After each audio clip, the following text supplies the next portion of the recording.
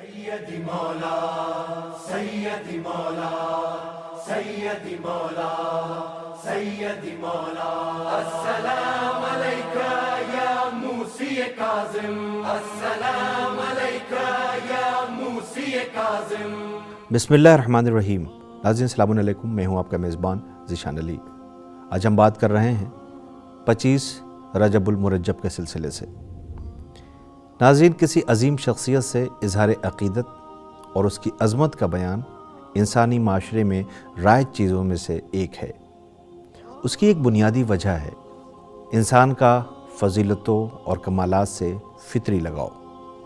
انسان ہمیشہ کسی کامل اور برتر نمونے کی تلاش میں رہتا ہے اور جہاں پاتا ہے اسی کی مدحت اور عظمت کے گیت گاتا ہے۔ لہٰذا انسان کسی نہ کسی شخصیت سے متاثر ہو کر اس سے اظہار عقیدت پر فخر کرتا ہوا نظر آتا ہے، اور اسی سے انسان کی زندگی کے مختلف شعبوں میں کامل نمونوں کی صحیح پہچان کی اہمیت کا اندازہ ہوتا ہے۔ مذہبی زندگی میں انسانوں کی کمال خواہی اور کمال دوستی کا فطری چاہت سے غلط فائدہ اٹھانے کی داستانیں کچھ کم نہیں ہیں۔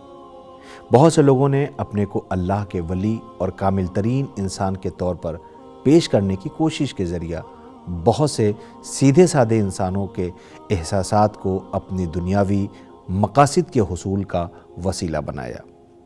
کچھ نے تو فضیلت اور عظمت کی جعلی داستانوں کے ذریعے کسی کی شخصیت بنائی اور بہت سے لوگوں کے ان کے اصلی نمونے کی تلاش سے روک دیا۔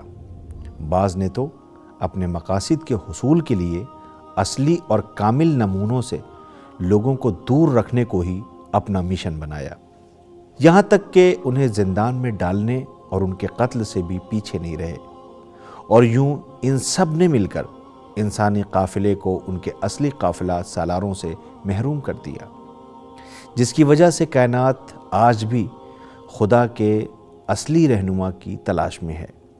ناظرین، امام موسیٰ کاظم علیہ السلام اپنے آباء و اجداد کی طرح امام معصوم، عالم زمانہ، افضل کائنات تھے۔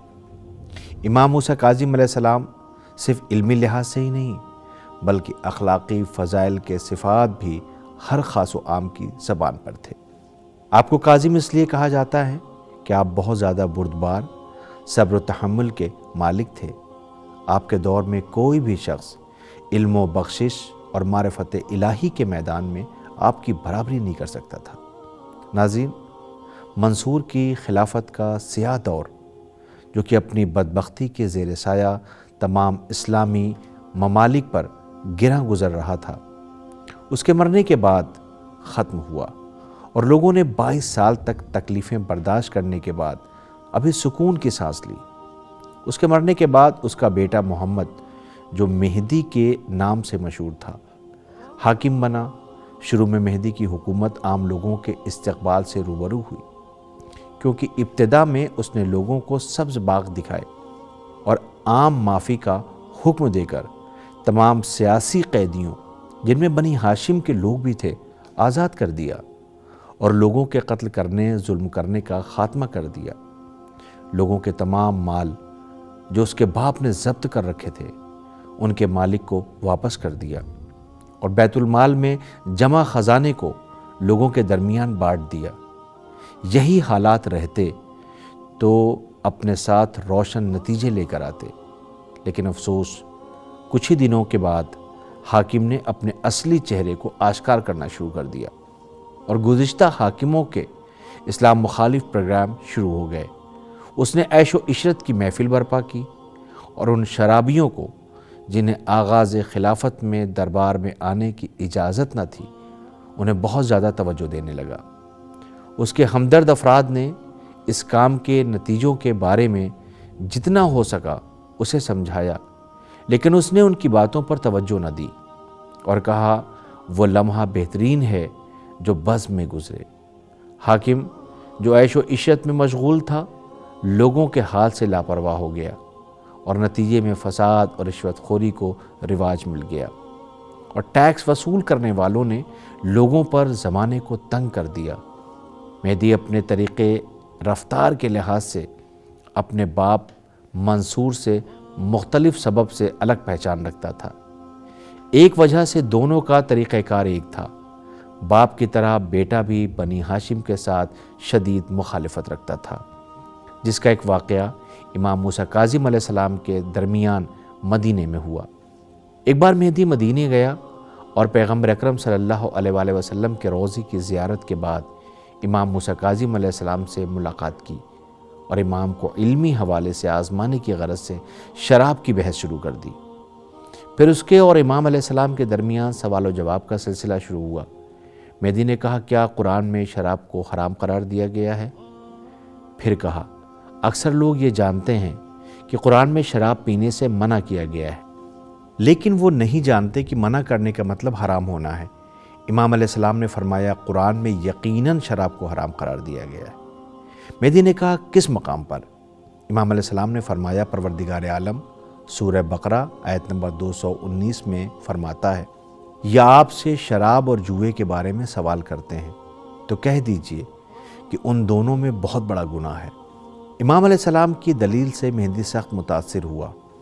ناظرین، امام علیہ السلام کے ایک صحابی آپ کی بردباری کے متعلق کہتے ہیں کہ آپ اپنے اخلاق سے دشمن کو شرمسار کر دیا کرتے، سخاوت اور بخشش میں لوگوں کے درمیان مشہور تھے، 1000 غلام آزاد کرتے، مجبور افراد کے کاموں کا خیال رکھتے، ان کا قرض ادا کرتے۔